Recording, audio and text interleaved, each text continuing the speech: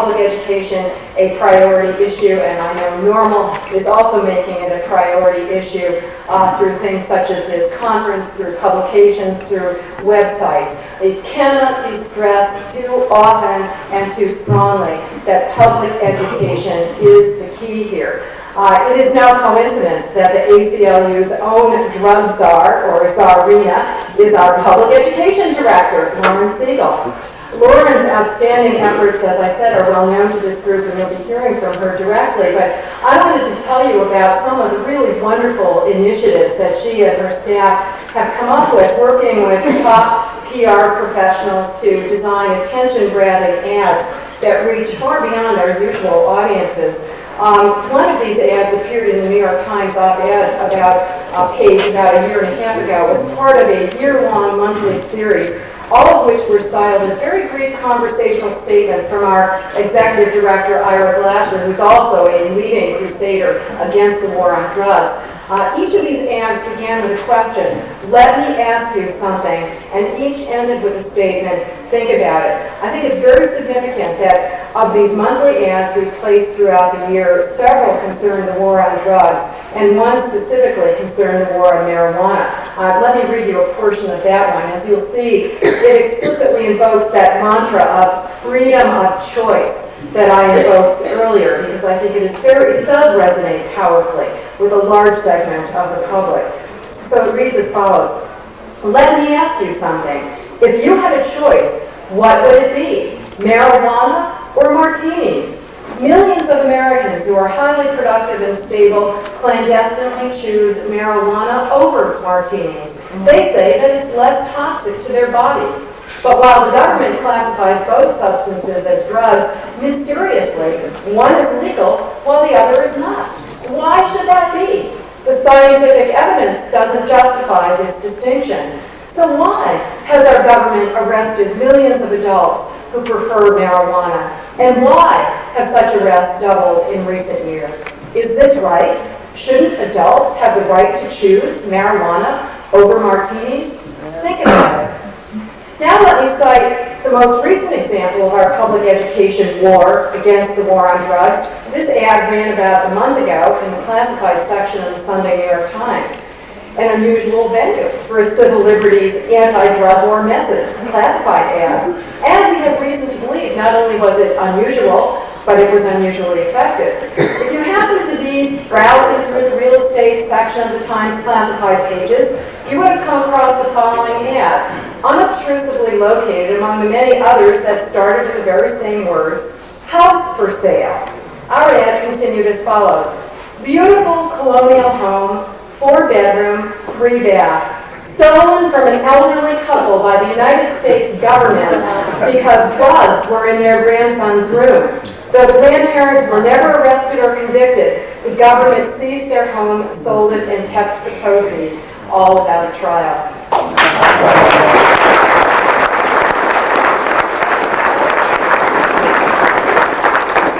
Brilliant, I think.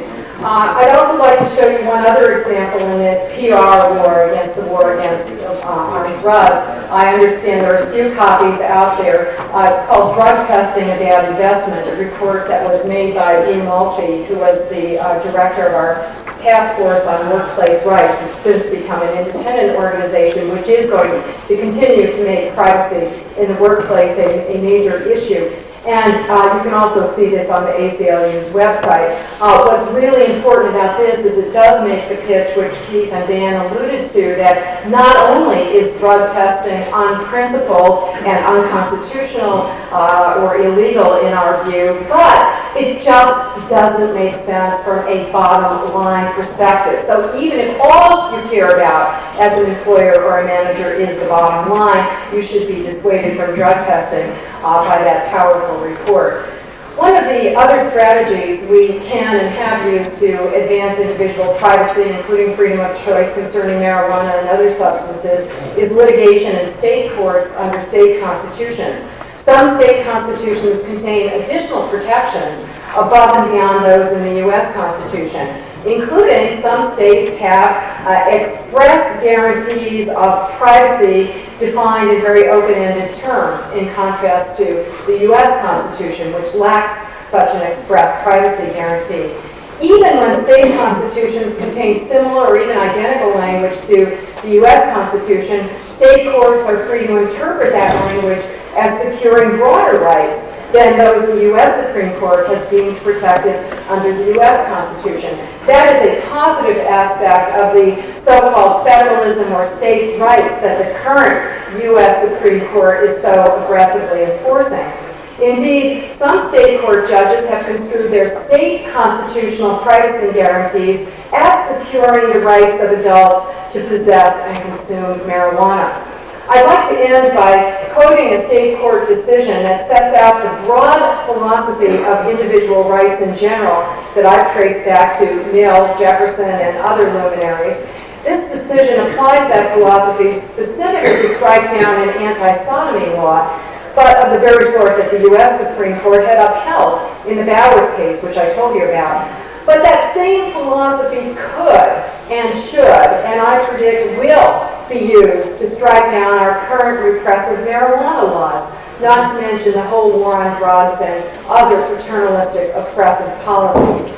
Please have these potential applications in mind as you listen to these powerful words. They come from the 1996 ruling of the Tennessee Court of Appeals in a case called Campbell versus Sundquist.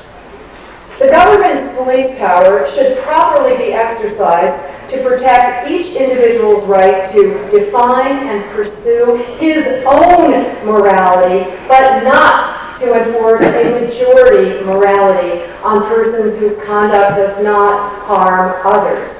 Many matters of morals are subject to debate, and no sufficient state interest justifies legislation of norms simply because a particular belief is followed by a majority. Indeed, what is considered to be moral changes with the times. Spiritual leadership, not the government, has the responsibility for striving to improve the morality of individuals. Insofar as it comprises a moral code, the Constitution embraces, yea, embodies immutable values of individual freedom, liberty, and equality. Thank you very much.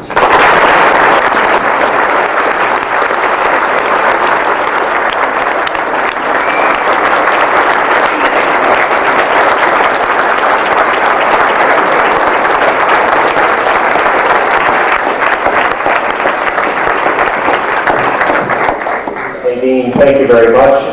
Wonderful keynote speech, and it's always good to stand with ACLU in this battle. They've been fighting it even longer than we have, folks, and it's a joy and an honor to have you here, Nadine.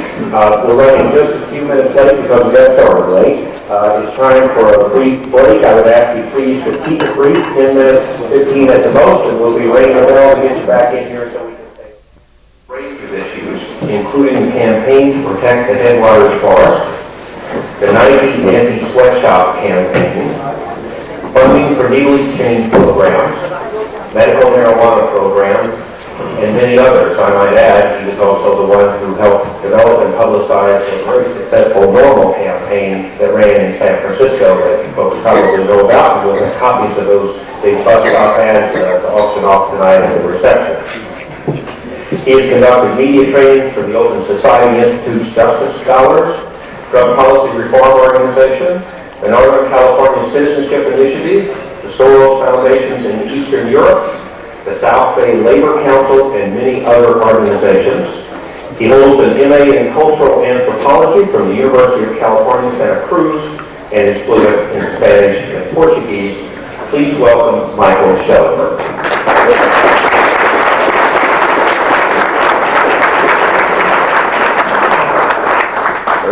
Thanks, everyone. We'll be moderating the panel. We have 4 distinguished analysts of the media, including several reporters. And the topic for today is how do the media cover the drug war, and are they able to do it objectively? And we're going to start with Steve Bloom, who is the senior editor of High Times magazine. He's been there for 10 years. He's the music editor known for the compilation albums.